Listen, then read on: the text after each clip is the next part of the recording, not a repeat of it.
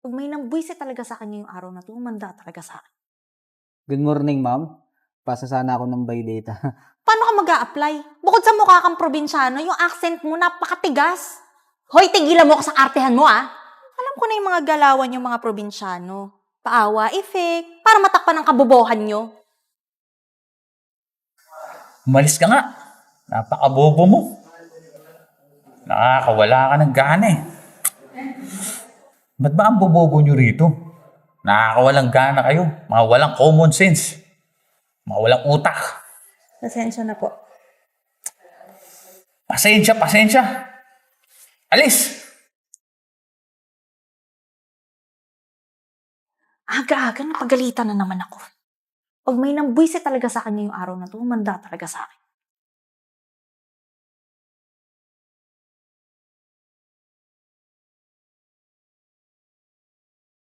Good morning, ma'am. Nabalitaan ko kasi na may applyin dito ng waiter. Ay magpasa sana ako ng buy data. Mag-try lang ba? Good morning, good morning. Probinsyano ka ba? Opo, bakit po?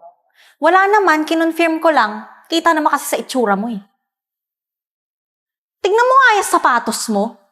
Alam mo ha, pag mag-a-apply ka, magsuot ka naman ng maayos. Yung mukha ka namang may kinakain. Sa itsura mong yan, mukha kang hindi nakakakain ng 3 beses sa isang araw. Yung sapatos mo, mukhang namana mo pa sa lolo mong namatay. Sa bagay, ang tanga ko rin eh, no? Tinatanong ko pa yung bagay na obvious naman. Anyway, ba't ka nga nandito? Mag-apply po sana ng waiter, ma'am. Mag-try lang ba? Pangbuhay ba? Pangbuhay. Ha? Paano ka mag-a-apply? Bukod sa mukha kang probinsyano, yung accent mo napakatigas. Kuya, inform lang kita ha. Ang mga customer namin dito, mga puti, Arab, European, lahat dito halos English speaking. May kabayan man, masama pa ugali. O sige nga, paano mo i-assist yun? Bali, yung pag-assist ako ng customer ba nakaklose ko siya. Kasi gawa ng yung assist ko maayos ba. Kahit na mayaman, tapos mahirap, okay kami, okay. Saka kahit ibang lahi ba, kada basta ako mag-assist, okay kami, ma'am. Si assist ba sa customer ba sa maayos? Ganun na ba ako kabobo sa tingin mo para maniwala ako sa'yo, ha? Alam mo, malamang sa mababang uri lang ng restaurant ang pinanggalingan mo. Malamang sa karinderya ka nga lang galing eh. Tapos yung mga customer na sinasabi mo, yung mga tricycle driver, mga nagpe-pedicab, yung mga typical na namamasada sa initan. Hindi naman po, ma'am. Niwala naman po ako na hindi naman po yan sa probinsya o sa anong pinanggalingan ng tao, ma'am. Basta maayos kang mag-assist sa customer ba? Yun naman po importante. Wow, ang galing! Parang nasa teleserye ah. Ang galing ng acting. Hoy, tigilan mo ko sa artehan mo ah! Alam ko na yung mga galawan yung mga probinsyano. Paawa, effect, para matakpan ang kabobohan nyo. Ay, wait. O yan, suotin mo. Pag na-assist mo yung customer na yun na walang complaint, maniniwala na ako sa'yo.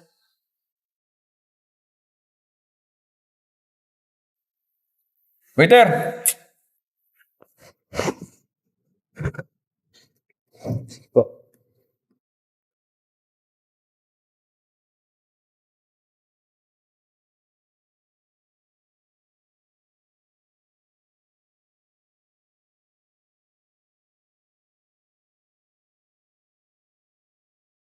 Oh, Angel, good morning. Kamusta? May mga bago ba tayong aplikante? Kamusta sila? Ay, meron po, sir. Kaso, sir, mukhang bobo eh. Tsaka galing probinsya. Malamang hindi po papasa sa inyo yun. Kasi, ang galing-galing nyo, sir eh. Siyempre, alam niyo po kung sino yung bobo, tsaka sino yung magaling. Siyempre naman. Dyan din ako galing sa baba eh. Sa tagal ko sa industriyang to, alam ko na kung sino talaga yung magagaling. Oh, nandiyan pala si Sir Bobby. Tara.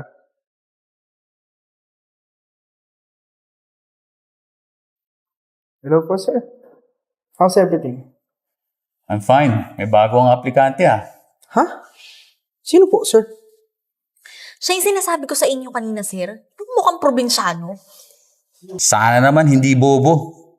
Kagaya ng mga matatagal nyo ng staff dito. Pero huwag ka mag-alala. Tines ko na kung may utak yung nag-apply sa inyong bago. Pinabili ko ng isang kahang sigarilyo. Paano mo masusukat yung talino ng isang tao sa pagbili ng sigarilyo? Binigyan ko siya ng 10 piso para pabili na isang kahang sigarilyo. Tingnan natin kung makakabili siya. Kakaiba yung test mo, sir. Simple, pero parang mahirap. Kahit ata ako, hindi ko kayang gawin yun.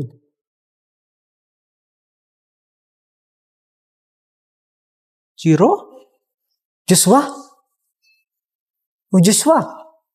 Uy, kamusta ka na? Okay lang ako. Nag-apply ako dito ba? Baka sakali ba? Sir, magkakilala kayo ng probinsyanong yan? Oo, matagal na. Alam mo, katrabaho ko yan dati. Teka muna. Nasaan yung pinabibili ko sa yung sigarilyo? Ito, sir. Pagkasya mo? Opo, sir. Bali yung ginawa ko, sir. Bumili ako isang stick, tapos bumili ako ng isang kaha. Tapos dilagay ko ba yung isang stick sa isang kaha. Bali, 10 lahat, sir. Isang kaha sigarilyo, sir. Ang bobo. Piloso po.